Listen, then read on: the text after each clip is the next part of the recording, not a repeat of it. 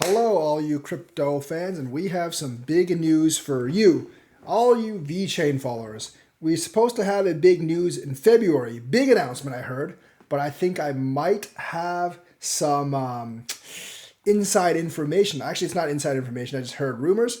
What the big announcement's going to be, it's going to be something with the rewards of Vitho and the nodes. So I'm not exactly sure how they're going to do it, and I don't really see how it's going to work. But they're going to change the reward structure somehow, some way for those of you having nodes or X nodes, or maybe just X nodes.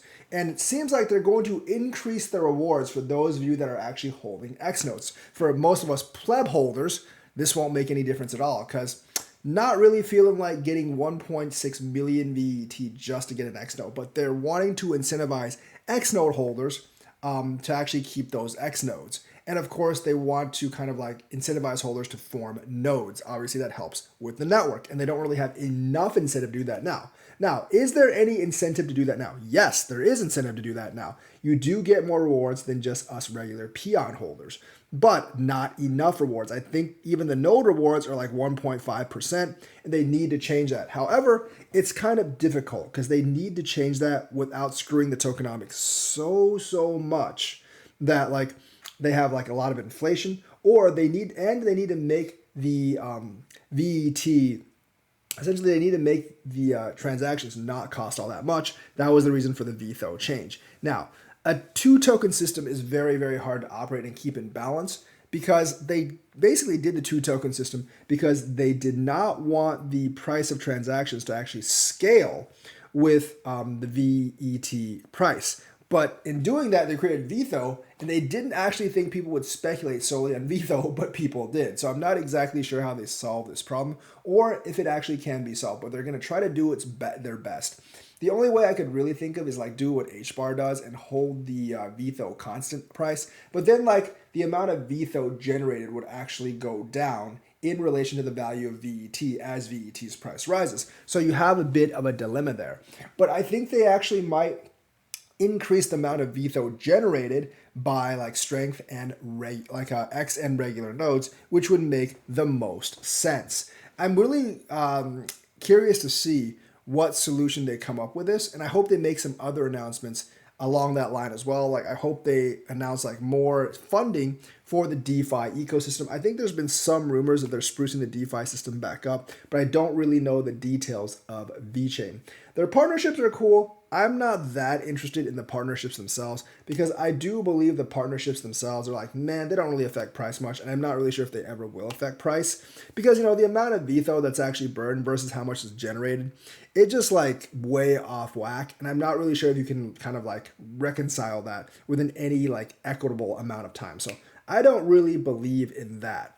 But what I do believe in is that like, if you get more people with Vitho rewards, more people will actually want to buy VeChain. And with the Coinbase listing, you might actually get more people interested in the VET ecosystem, which would then doubly again rise the VeChain price. But that's not going to be until February when this announcement's actually going to be. But I just have a feeling that this is kind of what the announcement's going to be, that they're going to like rebalance the Vitho rewards because the rewards for the node holders are, even though they're bigger than the regular holders like us, it's not big enough to incentivize people to actually keep VeChain when compared to the other big systems and L1s out there. So I'm glad they're doing this. At least it gets like people some excitement. But for most of us holders, it doesn't really do much. But it is like an announcement that they're probably going to make come February. And I hope they attach some DeFi stuff onto it because that would be really awesome. Next up, we have not all as well in Polygon land as gas fees spiked 1,000%. Now, it's not that bad because 1,000% is still just 10 cents, still much cheaper than Ethereum. And of course, it's with a new Ordinals inspired token called PLOS. Now, PLOS is obviously like the new token, I think the new coin that they're eventually going to move to, and they are starting to mint it now. So I would definitely get on that minting if you want to invest in Polygon in the future. Obviously, like, this really jammed up the chain. But, a fee of 10 cents isn't that bad, and I'm sure it will actually go back down. So what's going on Polygon POS chain? 6 million transactions in the last 24 hours, 170 TPS on average. Now, these, I believe, are like minting TPS, so they're not the same thing as like consensus TPS. and other things like that. So I think they're significantly like more complicated and harder to process. So, like I'm not really surprised that this has actually happened. Layer 2 fees are still way, way better than Ethereum fees overall. And even at 1,000%, you're looking at 10 cents. And I think people are going to be willing to pay 10 cents to mint this POLS token. So I hear there's some game Baby Shark launching. That could be the reason. Someone told me just how the minting stopped just now. We might get go back to the less crazy levels. Crazy levels, like basically 10 cents, not too crazy for me. So around, like, some people are tweeting about it. So around 6.2 million TXs are counted as wallet transfer.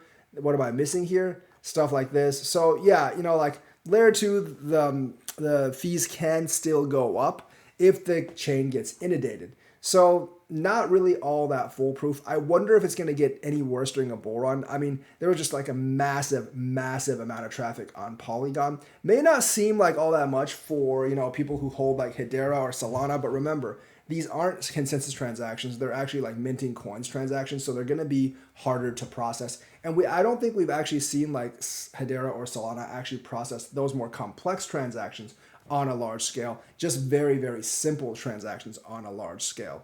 It's just like processing transactions with smart contracts versus processing transactions without smart contracts. The ones that are actually without smart contracts are going to be much easier to process. They're not going to take that much server power, whereas the ones that actually involve smart contracts and more complex operations are going to take significantly more power.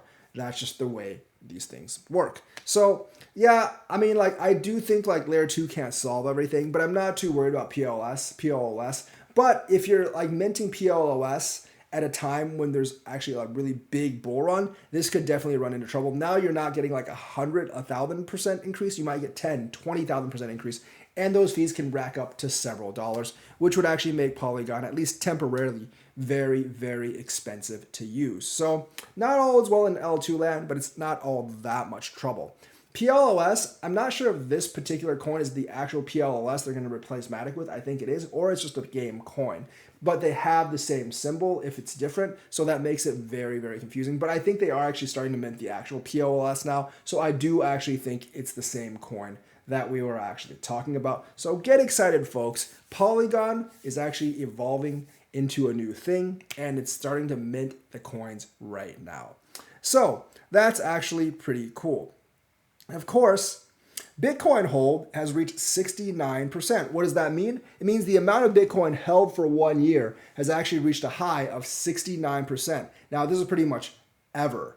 So that means like the amount of Bitcoin that hasn't been moved in a year has reached an all-time high. Why is that important? That just shows more and more people are less likely to sell Bitcoin, which buoys on to my last point yesterday, that exchanges are going to have a hard time getting that Bitcoin once people actually demand them, because people are not willing to sell. Now, once it increases in price past 100,000, maybe some of those people are going to be more willing to sell. But if they're still not willing to sell, the price will push ever higher because the liquidity is going to be low. BlackRock, Fidelity, and everyone is going to try to buy in.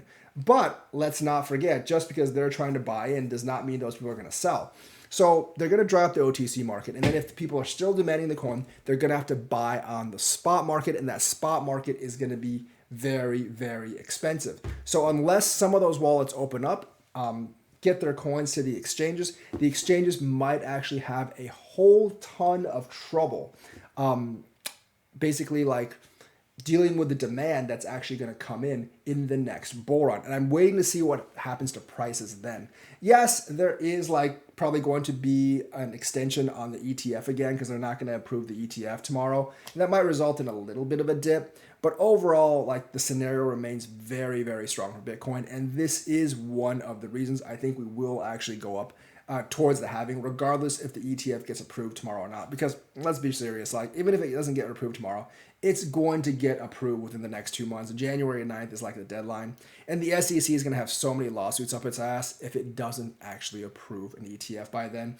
And there is dissension within the SEC itself of not approving the ETF. Hester Pierce obviously doesn't agree with it. And one of the other commissioners I don't think agrees with it either. So like, it's 3-2 right now. If it shifts 2-3, they're going to have to like approve it. So I think they're just trying to buy as much time as possible. I really, really would not be worried about this at all.